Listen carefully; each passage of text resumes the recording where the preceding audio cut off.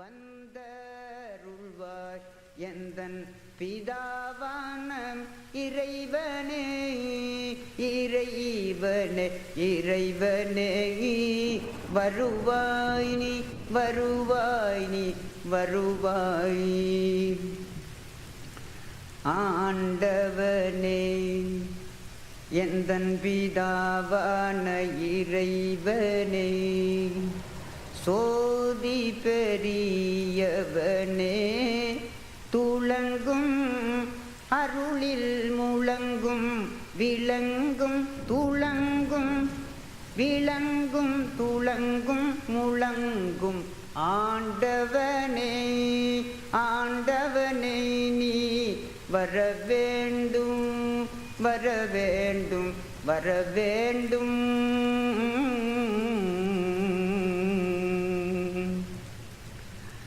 சிந்தை தெளிய ஒரு மொழி ஒரு தருவாய் அங்கம் உருக had a chance to tell you how my connection with Bawa and Lex started.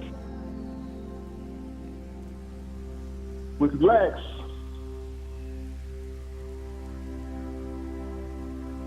it was 1999. I was traveling from Los Angeles to Kansas City, and I picked up a book called Adam from the Son of Knowledge. I had started off in the 90s. I was in the Nation of Islam. I fell in love with Hazrat Inayat Khan first. I knew of Bawa Muhaiyaddeen, but I think it was the summer of 96 I discovered Rumi. And through Coleman Barks, who I know also was a child of Bawa. And I was like, now this is the spirituality of my soul when I found Rumi. So in this little bookstore in Kansas City, I found this book, Adam from the Son of Knowledge. And I had never read, being a writer myself and a creative being, I had never found such language, it was like a living text, and it spoke to me in a way that no other spiritual text or book ever had. So I purchased that book, then I purchased Heart of the Quran. I moved to Florida and I purchased all of Lex Hixon's books. And I was very shocked. This was like 2000, so the internet was, still kind of primitive. So I went online and I looked up this, because I literally just fell in love with Lex Hixon. And I found him on a Vedanta website.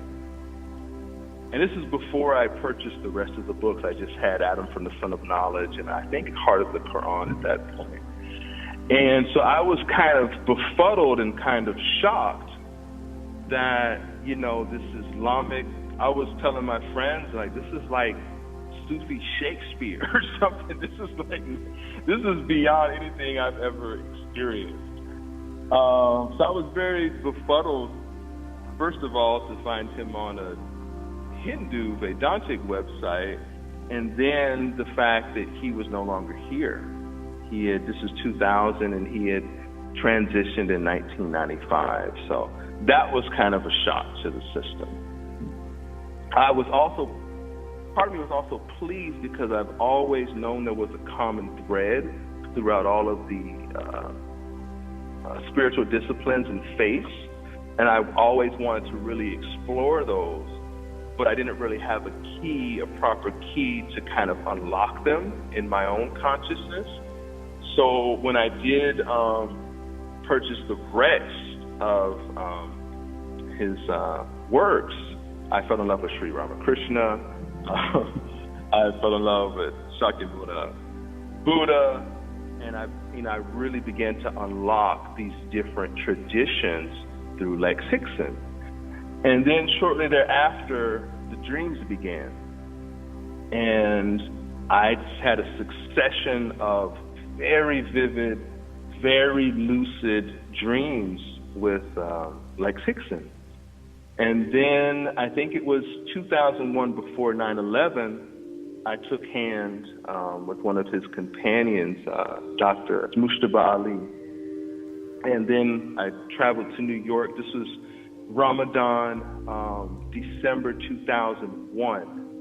So I actually did Halvit in Masjid al-Farah with Sheikh Faria. And of course, 9/11 was very fresh, and that masjid is 2 subway stops from ground zero. So that was a very transformative, I think, good 10 days retreat and zikr during Ramadan, during the Taraweeh prayers.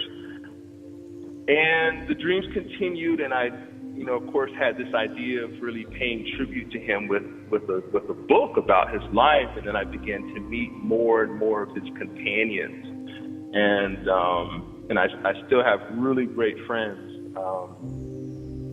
just kind of through that connection. Through one of those friends I got in the Spirit radio broadcast where he was interviewing Bawa Muhaiyaddeen. And just hearing Bawa's voice and his singing, and I'm sure you probably were there for all or most of those recordings, I fell in love with Bawa.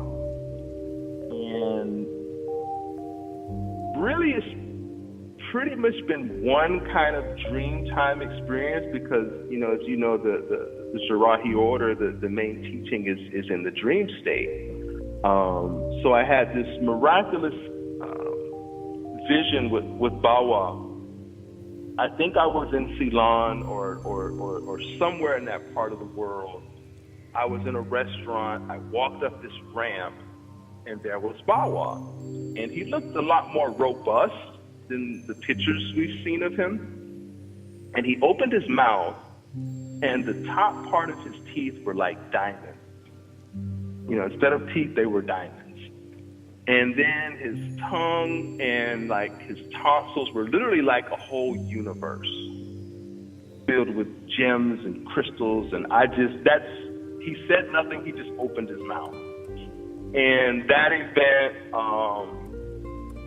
really led me on a journey that led me to Glastonbury, England, and Peru, and Ecuador, and it just transformed my life. And that was 2008 when I had the vision. 2009, I visited the bazaar for the very first time, and I spent a couple hours in prayer and meditation there at the shrine. So that's kind of my backstory in terms of why these two beings are so, they've changed my life. They've been Lex on a more practical level, Bawa on a more kind of higher level, but they've both been teachers to me, even though they're not physically present. And I've sought to really connect with people that actually knew them, and I have a great desire to kind of, through my own life, demonstrate what they demonstrated, but also shed that light with others. So you just happen to be one brother that I've met that actually was intimately connected with both of these two extraordinary beings. So I just wanted to, as you said, like two jazz musicians, kind of just riff and hear your own kind of reflections and your stories, intimate stories, just in terms of who these two men were, their impact on your life, how they've affected your work with nuclear disarmament, the Granite Institute. But I thought it was important to just kind of lay that background in terms of why I love these two beings so much and what they brought to my life. So I'll just ask you, who, for someone who's never heard of Bawa Muhaiyaddeen, who was Bawa Muhaiyaddeen, and can you describe or put into words the impact he had on your life and on humanity and this planet in general? Do you mind if I begin with a prayer? Yes, please do. May that awakened consciousness that guides the flower around the stone to catch the light of the sun, that opens the eyes of the infant to know that its mother is greeting it with love, that seeks to know what is it that's awake within our eyes that sees, that cannot be seen, that touches within our hand that cannot be touched, that knows within our heart but will never be an object to know as a thing with a beginning and end. The great mystery of the light of consciousness itself, which is the guide, the guru, the sheikh, the teacher, the truth that is the teacher that guides our life, the love that is the teacher, the light which is the teacher, the divine self-awakened luminous wisdom that is the teacher, that arises in the heart full of gratitude and completeness, that resplends through all of creation secretly, known only to those whose hearts have become unbounded, known as the ocean of compassion, known as the effulgence of the soul. May we dig within our loving hearts and find that formless form of love and grace, that completeness that is self-illuminating, that sweetness, sweeter than honey, that pours forth from within us, that awakened knowing of the self that knows that you are not bound by your identity. You are not bound by your thoughts, you are not bound by your body, but that your soul is forever with God, and God is one, and God is everywhere, and God is looking intently and knowing through every heart. And every heart and every human being is one with you, and you are one with every one of them, for you are one with God. And may this knowledge of the unity of humanity and the unity of humanity with God, who is beyond description, but who is known as loving kindness and compassion, may that be known, may that be realized, and may that be lived in our lives, so that we might actually be fully human. Amen. Thanks. That's important to begin. It's the most important thing in any endeavor is the why, and the why is found in our intention. So without the why, all you have is the how. So in religion, you can have rites, rituals, and practices, but without the why. The why might be just to be part of, one group or club. And that's not the why of religion. The why of religion is love and transcendence. If you have the how without the why in finance, you have the acquisition of capital without the providing of goods and services. So you have great disparities of wealth and injustice. Or if you have, most of modern philosophy doesn't really pursue truth. It's philosophy about the how of philosophy, the methodology of philosophy. When philosophy should be a pursuit of truth. Or art. Most modern art is about art, not about beauty and awakening. Education should be largely about developing the self and character. But it's not. It's mostly about the how of education. Testing. Mm-hmm. Testing's the how, but not the why. And with weaponry, nuclear weapons represent the greatest absurdity of the how overtaking the why. It's a weapon. Nuclear weapons are a weapon. The more you perfect the weapon, the less security you obtain. So there are two arrogances that I believe modern humanity has become fascinated by, which is the powers the intellect gives us over the natural world, and thus the belief that science can discover absolute truth, which it can't. It can only discover that which can be measured, but not the source of things. And the quest for security through the application of power. So you have the love of power, when the wise of every tradition and every religion have told us that the real security comes from the power of love. So the quest is for the society to move from this obsession with power over nature to finding the power of love. In a sense, we've learned to melt the polar ice cap, but we forgot to melt our hearts. You asked me about Guru Bawa Muhaiyaddeen, with whom I lived for over 15 years until he stopped serving humanity with his body. And I don't know how to answer the question, who was he? Well, he, because I certainly didn't. I'm still trying to know myself, but I can tell you what he evidenced. What he evidenced was that a human being can move from love of self to absolutely selfless love. And he had no divisions of I and you. Any human being that he interacted with, he treated as part of himself. Actually, he treated animals that way too. But he didn't teach wisdom, didn't try to teach wisdom to animals, but he listened to them, and they talked to him. I mean, birds would come to his window and chatter, and then he would translate what they were talking about. And in his ashram in Sri Lanka, when I lived there, it was like a peaceable kingdom. There was a deer that had been in the forest with him that used to cry when he would sing, and there was a goat, and there was turkeys, and there were cats and dogs, and it was like the peaceable kingdom. And all these animals were his friends.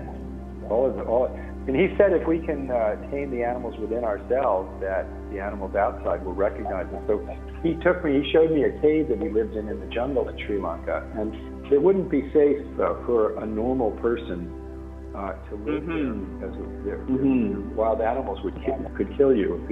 Humans alone in the jungle can't really survive very long. That's why they have to be. People who live in jungles have to live in. But he said that the animals would come and meditate with him, and that the animals in a state of nature recognize a true human being. But the most dangerous creature on the planet is the human being that becomes an animal. And so he taught that all lives are one. That it's one life expressing itself through all of creation, and that we live in an illusion of being separate. We think that we're separate.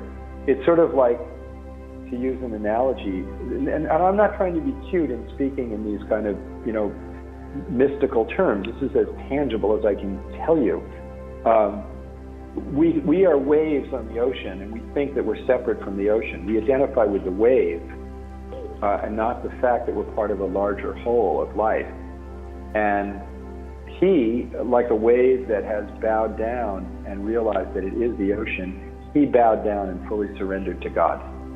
And the God that he directed us to and the way in which he directed people to surrender to God is through the open heart of loving kindness and compassion, and to place our faith in those qualities. And the secret is, the power found within those qualities is where the meaning of life occurs. And the best I can tell you is he resided within that realm. When he was physically here, he resided within that realm that awakened the resonance that's the meaning of life in anyone he met. So if you spent time with him, you learned about yourself, not about him. You didn't leave him thinking, you didn't leave him thinking, wow, he's so cool, he can do this, that, and the other thing. You left finding something about yourself, and then really passionately wanting to become a better person out of love, out of love and respect for the gift of life. So he was found in the jungles of Sri Lanka, and then he went to Jaffna, Sri Lanka, a very poor section of northern Sri Lanka. He was Tamil. It meant that he was in the Hindu community, but he taught people in whatever metaphor they could understand. When he came to the West, he definitely came as a Sufi, but for him, a Sufi is not bound by religion, although he did establish a wonderful mosque here in Philadelphia. But his teaching is certainly not bounded by the religion of Islam. And the state of Islam that he described is universal. It's found in the Holy Prophet, may blessings be upon him, said that every people on the planet has been given this teaching of the unity of God and man and the importance of loving kindness and compassion. So what he taught me was to find that one teaching that you find in all of the different faith traditions. There is a teaching that's concordant in all of them. And our brother Lex Hixon, Shaykh Nur, he found that also. He found that teaching, that the principle of unity in all of the faith traditions. And I would describe it as someone who's hit the water table from which all the different wells, derive their water. So Lex was trying to explain to the Western mind that all of these teachings are fingers pointing toward the one sun of illuminated knowledge. Bawa was not pointing toward it. He actually had disappeared. He was it. He described it thusly: I am not. When I'm here, God's not here. When God's here, I'm not here. So when Lex asked Bawa the question. So let me quote Bawa's answer to it, if you like. So Lex asked Bawa, one of his radio shows in 1973, "Can you tell us a brief account of your personal history, or is personal history not important to you?" Bawa, what person of history can we talk about? What can we say? This is a school. It's like a university. There are in this world so many creations, so many beings of God from whom we can all learn. Whatever it is that we see, from all those things we learn. From the ants that crawl to the sun and the moon and all of those things beyond and everything. There are things to learn for a student. It's a wonder. There are so many examples and things, so many different kinds of lights and colors and different states of consciousness and wisdom and knowledge that are to be gained. So when there are all these wonders to learn from, and when the student is learning about all these wonders, should we be concerned about his history? It is the history of the one who created all these wonders that we should be concerned about. So Bawa described very often that the highest. I never encouraged anyone to try and be a saint. I never saw that. He encouraged us to be. He encouraged us to be pure students. To be students, to really be humble, and to see life as a journey of learning and realization. Because if you learn about what's most important, you learn about your fabric with other lives, and you naturally behave very differently. You behave with respect toward all beings, because you see behind the veil of their mind and their ideas about who they are that they're actually being sustained by the same divine power that sustains you and I, and that's sacred. That power of life in every life is sacred, and you're just sort of amazed at it, and everyone's sort of amazing. They have a wonderful story to tell. Yeah. And Bawa's story was that he was and is learning from the expansion of human beings. So he was a realized being. He was a wave that had realized that it was part of the ocean, and lived the reality of that, and treated everyone. Okay, that's hard to. So let's put it another way. For him, it wasn't empathy. For him, it was an actual experience of the pain and suffering of others as his own. From within that, I saw him know about the particulars of people's lives in great detail, as if he had been with them, all the time. I mean, he wasn't bound by space and time in his knowledge. It's pretty shocking to meet a human being who has a kind of knowledge, but he was so innocent and so pure that you knew that if he knew everything about anybody, the good and the bad, that he only had love within him, so he never hurt anybody. Right. He never hurt anybody. He didn't judge anybody. He didn't judge anybody. He left that up to God. Yes. Yeah. He told me God told him to be loving and kind to all of his creation. And God told him that God would be the judge, not him. And he told me to do the same thing. So I'm trying my best. Indeed.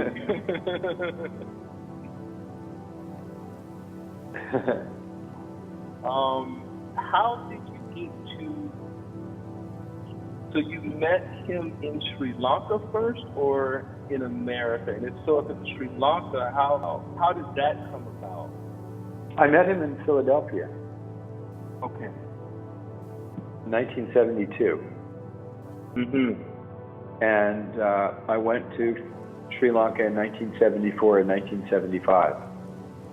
Mm-hmm. Mm-hmm.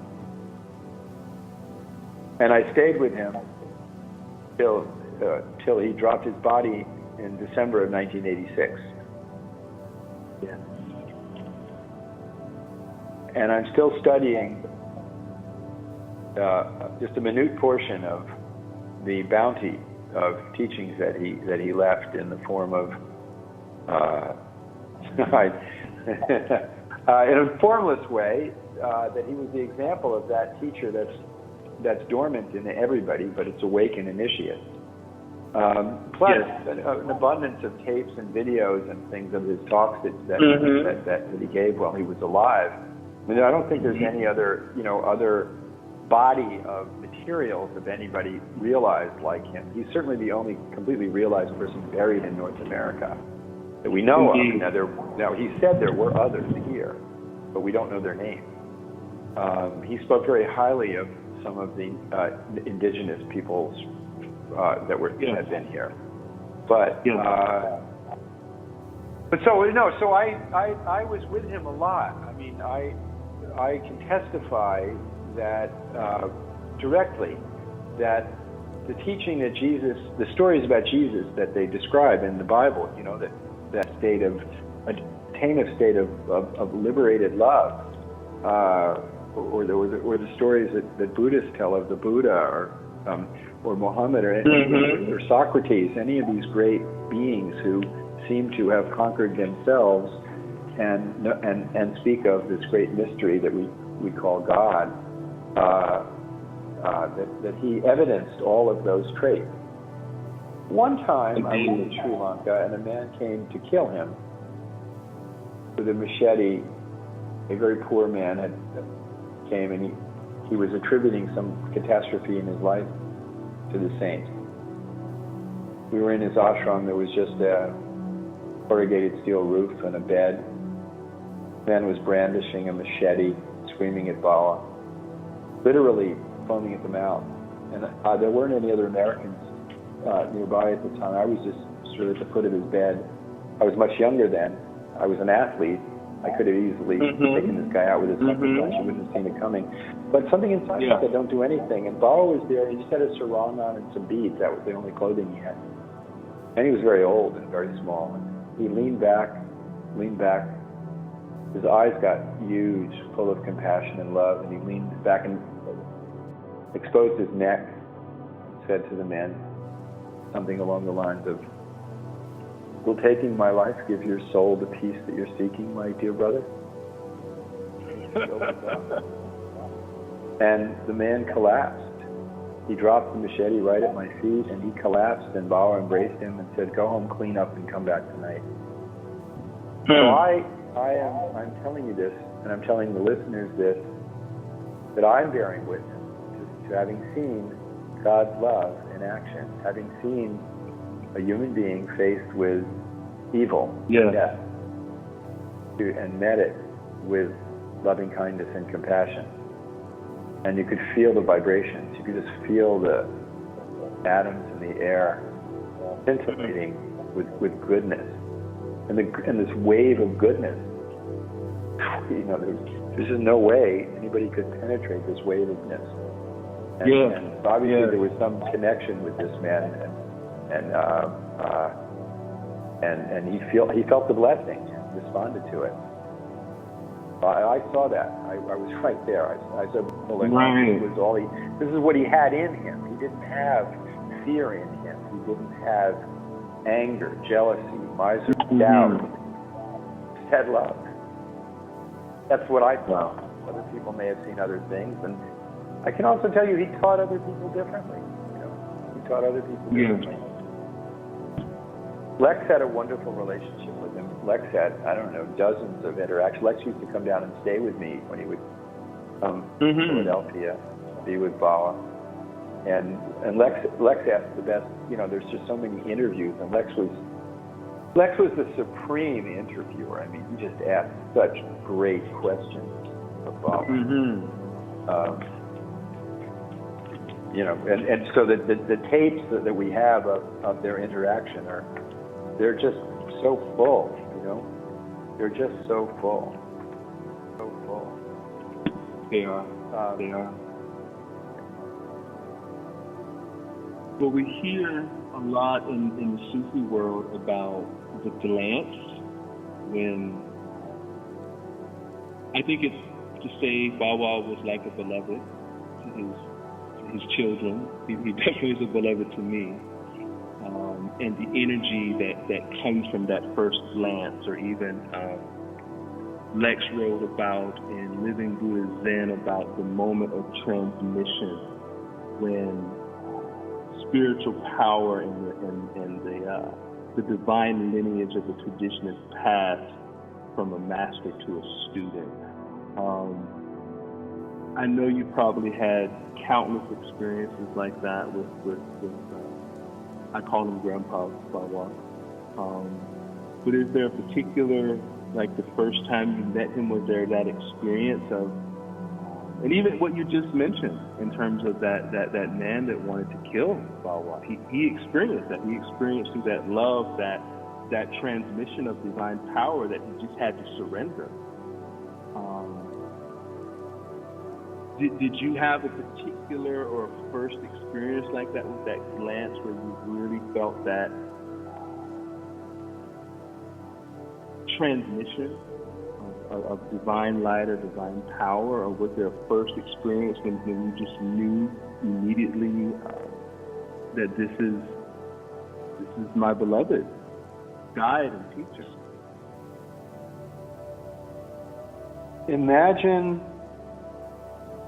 Imagine that you're living inside of a cardboard box, and there's holes in the box, and from each of the holes, light is coming into the box. There's no other light coming into the box. It's a big box, the size of a room. From inside the box, each of the lights would appear to be coming from a different source. But if a person stepped out of the box, they would see that there was only one light illuminating all of the different holes coming into the box. Indeed. So, I was about 12 years old, lying in the backyard of my family's home in New Jersey, looking up at the August sky and pondering its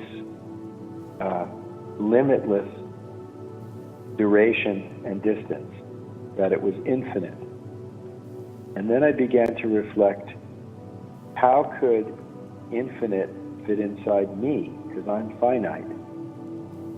And in this, how can I understand infinite?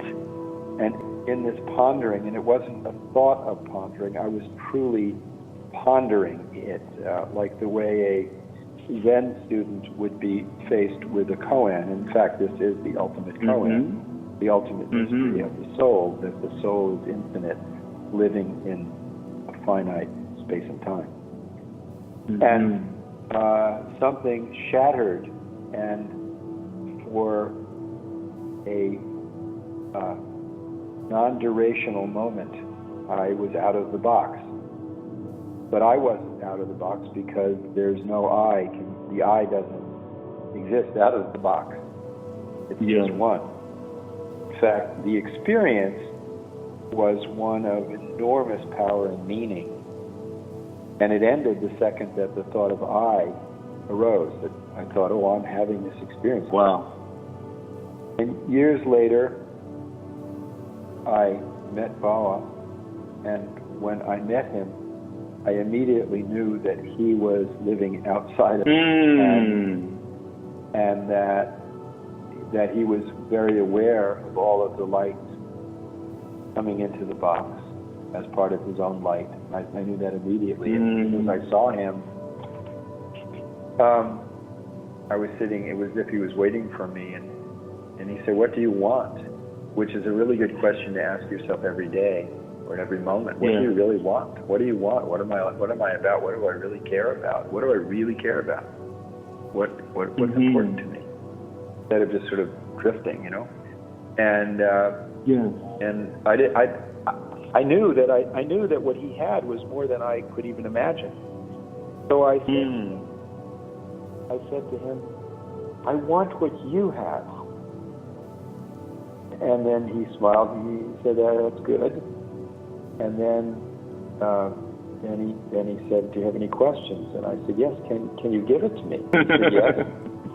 And then I said, well, what do I have? Do anything I need to do? He said, yes. You have to give up your attachment to everything God. Well, that's a big order, because you have to know what the I is.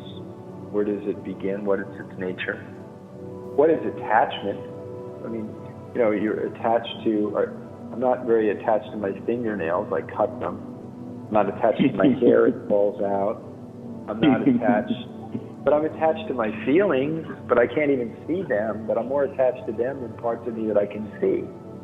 Somebody hurts my feelings, I'm attached to that. How foolish is that, you know? But I'm not particularly attached to my hair, but that's part of me in a sense. And if I rent a car and somebody hits me, I say they hit me, but I know I'm not the rental car. Somebody punches me in the face, and I say they punched me. Am I my face? What am I? So we have to discern what is this I, and then what is attachment? How do you get attached? Where does it begin, and how deep is it? How attached are we to, and what are we attached to, and why? And then what's he mean by God? Because, you know, he said to me, you must become attached to God. Well, what is that? What is God? I mean, there's a word, and then you have an idea. Is that God? Is your idea of God the same as God? Is a picture of the Grand Canyon anything close to the majesty of the Grand Canyon? From that moment, that transmission of that compass point has been with me. And every time I saw him, it was like that glance, and it was new, because he was like a mirror in a way, and every time you know, like if you and I meet, my point of reference will largely be our conversations that we've had, our interactions that we've had. Things in the past will have a deep influence on how I'll treat you in the present. He wasn't that way. He allowed everyone to be completely fresh.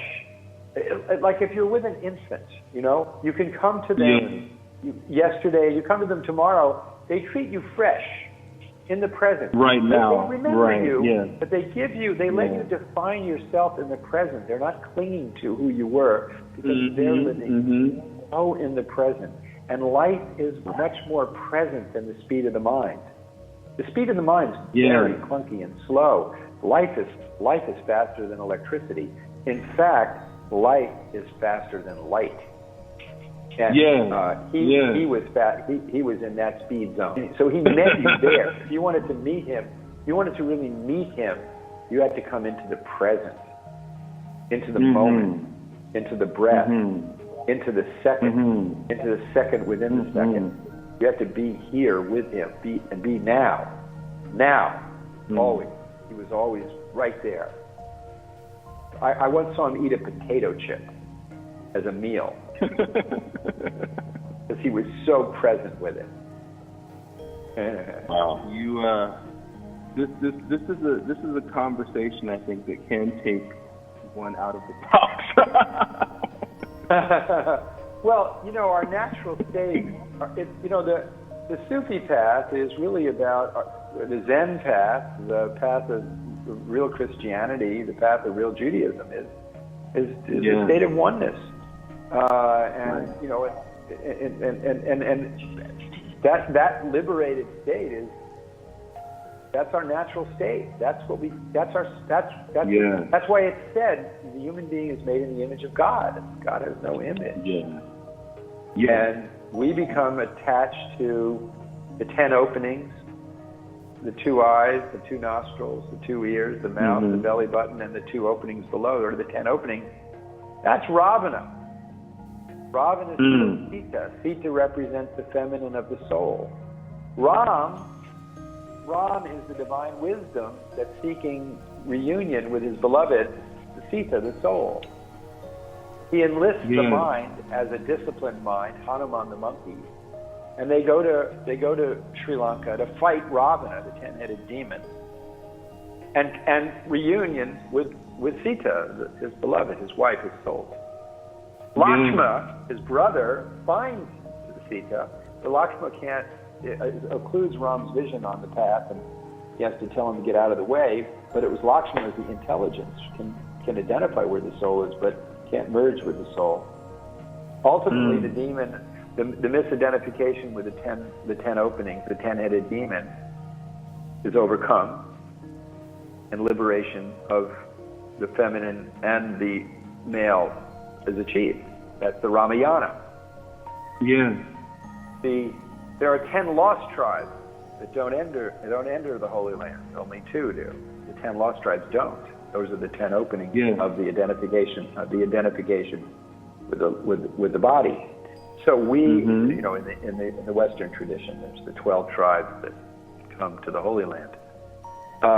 There's 12 disciples, and the story is archetypal in all the traditions. And Bawa knew all of it, because he'd accomplished it, and they all describe this reality of the fully realized human being who is absolutely free to live in a state of love and freedom and joy and bliss and, you know, and youth and great humor. Oh my goodness, Bawa has such a great sense of humor. And just celebrate life. I mean, just life is like a celebration around him, and a great wonder. He really was just amazed at the natural world, and even man's created world. I mean, he just was amazed at that. He was just awake. He was just really. And Lex was a good student. I mean, Lex had a mission, which was to open the door of the inner teachings of all of the traditions and show their underlying unity, to enhance people's ability to understand each other and to live in a more peaceful world. And that's certainly something that's needed very much today. There's a book that's come out, Conversations in the Spirit, that Lex's wife Sheila has compiled with a bunch of discussions that he had, and they're really very good. And so Lex was very much, he wasn't eclectic, you see. People say, oh, he's eclectic, and he was, nor was he a dilettante. He was very focused on finding that principle of unity and oneness and wisdom in all of the traditions. That's not superficial at all. Indeed. Not superficial at all. But also Lex was both an intellectual and a practitioner. It's sort of different. An intellectual is somebody who studies it as an object. He was a student of religion. He was a student of the world. He was a student of the methodology of teaching. And he was also a practitioner. That's very rare to see an authentic scholar who has studied Sanskrit and got a PhD in religion and everything, but who also was a journeyer. He was also a student of his own transformation and his own journey. I felt tremendous kinship to our brother if anybody's tuning in, to our brother Lex Hixon, who was inducted as a Zen Soto teacher, a Sufi Sheikh. He studied Sanskrit at Columbia University, a PhD. He was a masterful guitar player, studied with Carlos Montoya, and wrote books about Buddha, Krishna, Ramakrishna, a book Great Swan, so he was truly a scholar as well as a sincere practitioner of the underlying mystical teachings. Bawa, on the other hand, Bawa was not studied as a scholar. He was not a learned man from book knowledge. But he was the evidence. He was the evidence that one can attain a state of unity with the divine. He was evidence of that which Lex was talking about and studying, and Lex definitely experienced it. And as Bawa said, if a person experiences that oneness just once, one taste, they're forever good. Right. Many of your listeners have experienced this and have to have real confidence in that experience of infinite love and goodness. That is their birthright. As Lex said, we shouldn't wait. We shouldn't claim our birthright post-mortem. We should. Those of us who believe in loving kindness and compassion and goodness and life and justice, step out of the closet. We should be out and about, claiming the gospel, the good news. It's Jesus' good news. It's Muhammad's good news. It's Abraham's good news. It's Buddha's good news. It's Socrates' good news. There's good news. It's not. There's no franchise can own it. It's in all the religions. Not copywritten. But more importantly, it's in our own hearts. Indeed. The true Kaaba is the noble human heart. Exactly. Yeah. I believe you said you had made pilgrimage to Mecca and a pilgrimage possibly to Calcutta with Lex. Could you describe? Okay. No, well, Lex and I went on just a few months before he passed, we sort of went on a pilgrimage. We went on a pilgrimage. The pilgrimage was the planet Earth. And we went to a large interfaith conference in Delhi, so we made a pilgrimage to Delhi and the Sufi. While we were in India, Lex had written a book called The Great Swan about the saint Ramakrishna, who's very famous in India, and so Lex was treated as this great scholar of Ramakrishna, But what was interesting is that I'm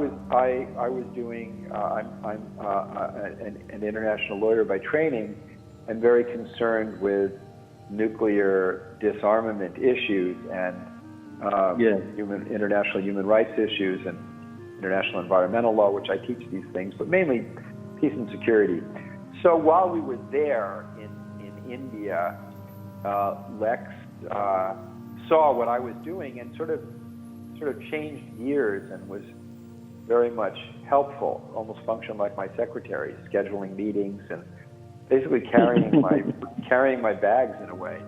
And then we went to Mecca, we went to Umrah, we went to Mecca, and Lex went as Shaykh Nur, and I just kind of went as a pilgrimage and let him, and he was like Shaykh Nur, and so everybody was like, oh, the Shaykh is coming. But of course, the whole idea of going to Mecca is to die before you die and let go of your worldly attachments. And little did I know that Lex would soon be actually making the great transformative journey, and that it's totally appropriate to, before you physically die, to unburden yourself of your attachments to family, blood ties, property, identity, and just seek the limitlessness of God's blessing your soul. And I believe Lex did that, and I didn't realize how important this was to both the highlight of our trip. There were several highlights, actually. As I'm recalling, I'm almost blown away by the adventures that we had. Well, first of all, we're both sort of intellectuals, so we debated everything. because I like to analyze and debate. I know that's not the same as the Lex does. Lex did too, but I don't want to engage in that kind of thing with somebody who would actually hold on to a point of view and cling to it and mistake a point of view. You know, here, let me give an example. In Islam, it said God is his 99 names. God is Rahmat and Rahim. Bismillah ar-Rahman ar-Rahim. It opens all the verses of the Quran in the name of God, who is loving, kind, mercy and compassion. Is God, and Jesus says God is love. Is God love, or is God the source of love? Is God compassion, or is God the source of compassion? I'm not taking a position on either side of it. You could take either side and say, yes, God is compassion. Or you could say, no, God is beyond, but is the mystery from which compassion arises.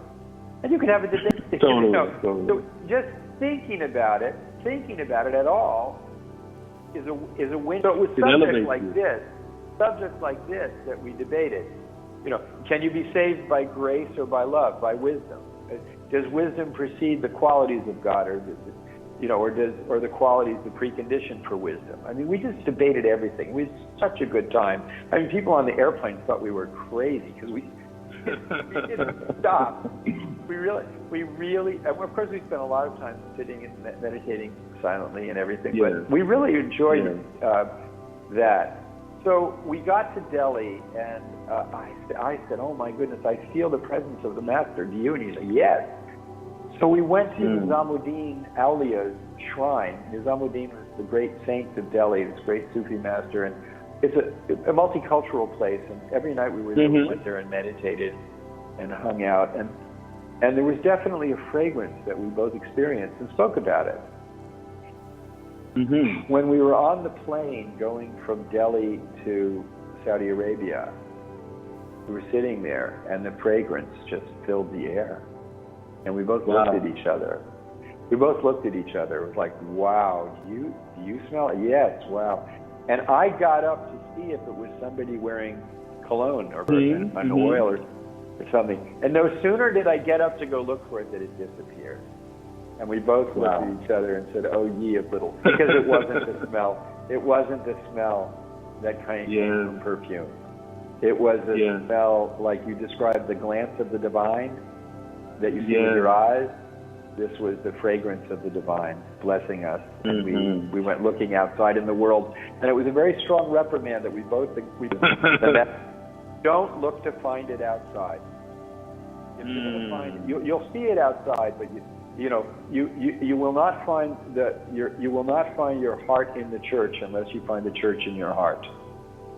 You will not find your heart in the mosque unless you find the mosque in your heart. You will not find your heart in the temple unless you find the temple in your heart. You will not find your heart in the synagogue unless you find the synagogue in your heart. You will not find the fragrance of the divine in the world unless you find the fragrance of the divine in your heart. That was the message. We both got it, and it was a smackdown. It was indeed.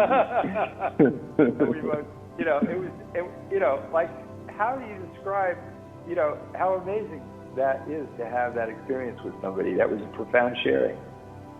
When we went to Mount Arafat, where the Prophet gave his last speech, one of his last speeches, may blessings be upon him. It was a sunny day. And we were very few people there.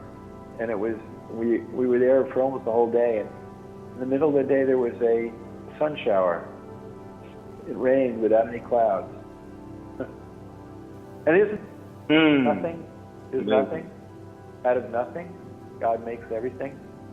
And nothing is everything. Nothing. Nothing at all. Nothing. And now, but there is something. Looking at these trees and things, it appears that there's something, but it comes out of nothing. We experienced that together, and we did it like we both knew it at the same time. We were both knowing things at the same time. Indeed. Wow. Yeah, I miss him when I'm talking about it a lot. That's wrong. He told me not. I saw him a few days before he died. He told me not to. He told me to tell it.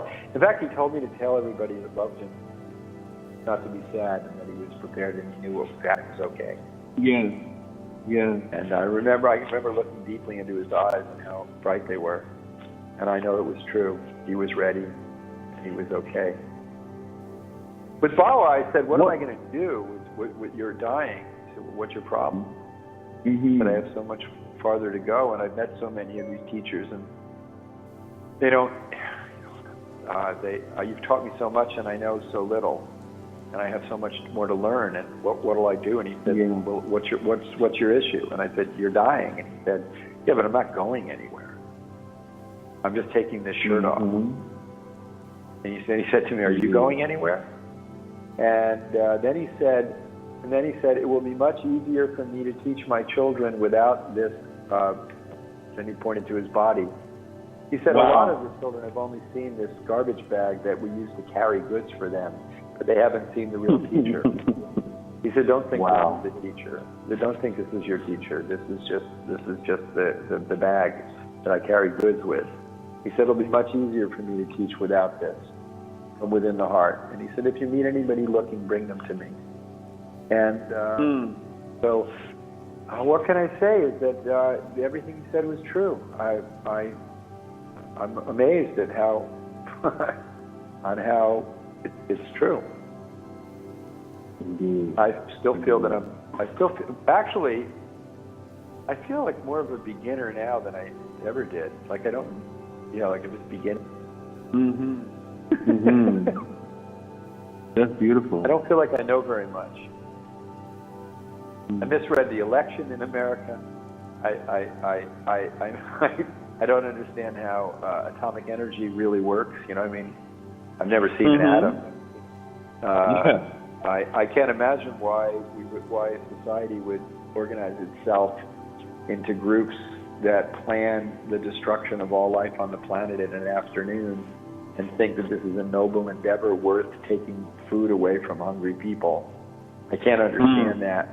I can't understand how people could kill in the name of religion or nation. I can't understand that. I can't understand why people would kill animals for joy and sport. I can't understand that. Yeah. I can't understand how we had a 30 years war in Europe and had to create nation states. But what was the war about? Protestants and Catholics arguing over whose definition of Jesus' love was better. I can't understand how Buddhists in Sri Lanka could kill Tamils, or Buddhists in Burma could be killing innocent Muslim peasants, or how people could kill innocent people in the name of Islam. I can't understand that. So I really just can't see how you could do that. And I don't understand where I came from. It seems a mystery to me. So I'm not befuddled, but I feel like that description in the Lao Tzu Tao Te Ching that the person who's seeking just feels sort of like a fool. I feel like a fool. I don't understand what these so-called realists, and so we have to be realistic, and their realisms is to remain attached to fossil fuel and burn up the planet. What kind of realism is this? Doesn't seem realistic to me. The realism of the obsession with perpetual economic growth without any concordance of the natural world. It just doesn't seem realistic to me that we can continue to destroy species at 1,000 times the evolutionary base rate and think that this is sustainable. It's not. It doesn't seem realistic to me, but I see very intelligent people devoting their lives to technologies and business enterprises that they know are going to have that consequence. And they say, well, you have to be realistic. I don't understand what they mean by realism. So I feel kind of like a fool. It's so amazing listening to you during the course of this conversation. I felt Bawa right here with me, and just now I felt Lex Hixon right here with me. It's just it's so amazing, and I want to just kind of conclude maybe in the next it's unfortunate, and maybe we'll be blessed to have another powwow sometime soon. But it's very. I want to ask how that's informed your work of nuclear disarmament, particularly with the change of tides and administrations in America. It seems like it's very, 5 years ago it seemed like maybe, nuclear war was a thing of the past, and now it's in the headlines every day again. So someone that has received this tremendous light and that is living this tremendous light, and is working on these issues.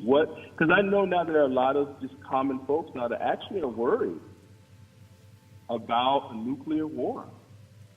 And what message of light or what message of hope someone that is on the front lines of these issues and that also has cultivated that infinite aspect, that divine love within themselves and actually seen it in a human form.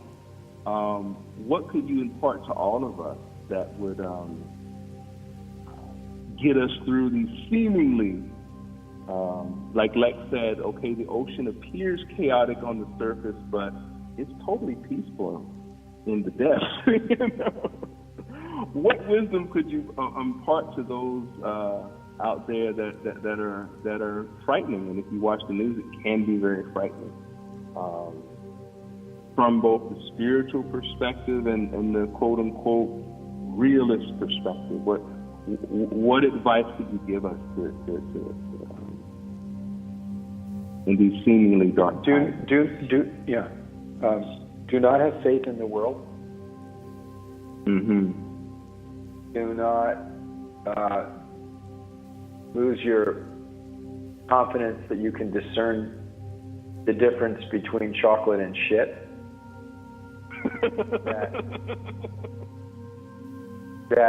that lying is not acceptable. The truth matters. Yes, sir. And that in terms of fear, and one has to contemplate their own personal death. Fear is always related to your personal death. Remember, you will die.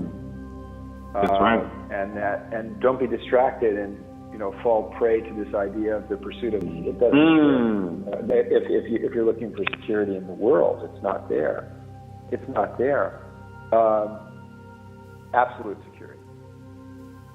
Pursue the wisdom that comes from the divine attributes of loving kindness, patience, justice. There will be opportunities for you to express those qualities, seize them, have confidence in them. Yes. There are things that we're doing that are wrong. Nuclear weapons are wrong. They're immoral. To threaten billions of people with annihilation is immoral. It's wrong. The fact that it's in the news is mainly to generate fear, and fear and irrationality. But so 5 years ago, we were under the same threat we are today. The nuclear arsenals of Russia and the United States were on alert status, and they are now. The preoccupation with small rogue states that are proliferating is the inevitable.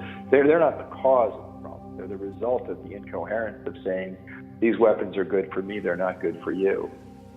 There are no good hands for wrong arms. Yes. And these weapons of mass destruction should not exist. Plutonium should not exist. These are very dangerous things that we're creating. We need to think about 7 generations from the future. Do we want to create this garbage with nuclear energy? Do we want to create? And is it worth putting at risk everything, relying on computers to never make mistakes?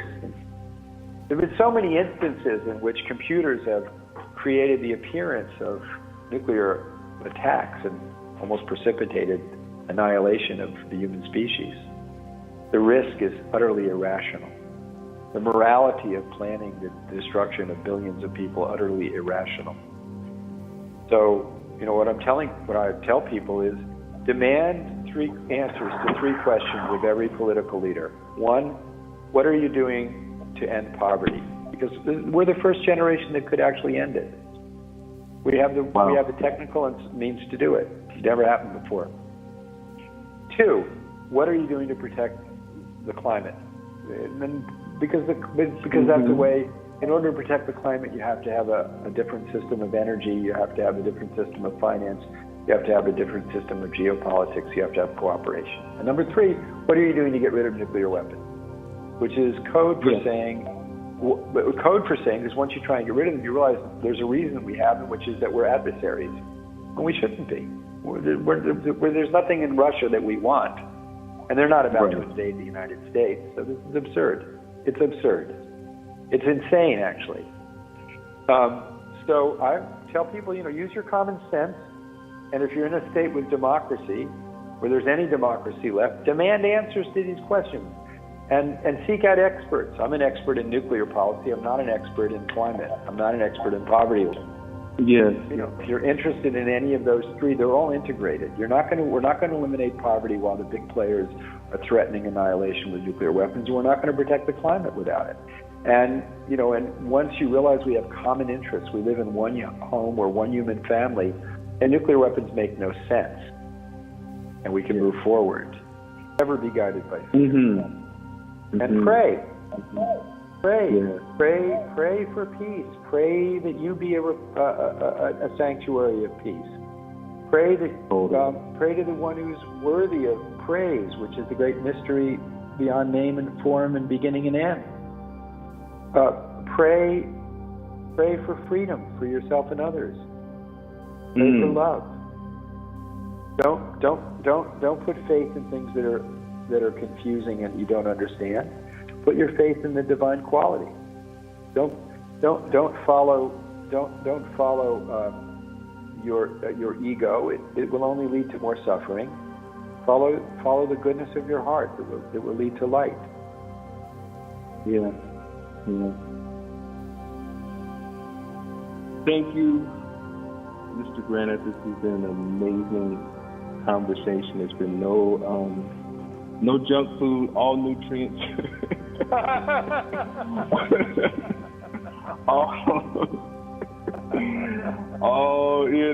We've got a full meal of divine light, divine love with this conversation.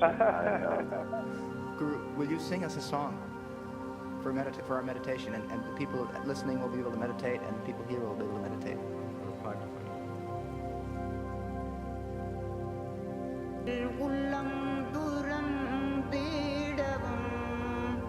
உயிர்கள் வாழ்ந்திடவும் உள்ளம் துறந்திடவும் உயிர்கள் நிறைவாழ்ந்திடவும்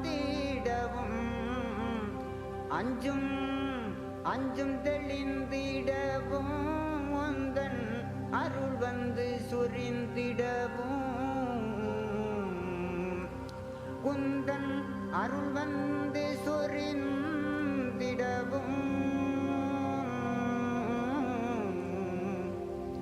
வரவே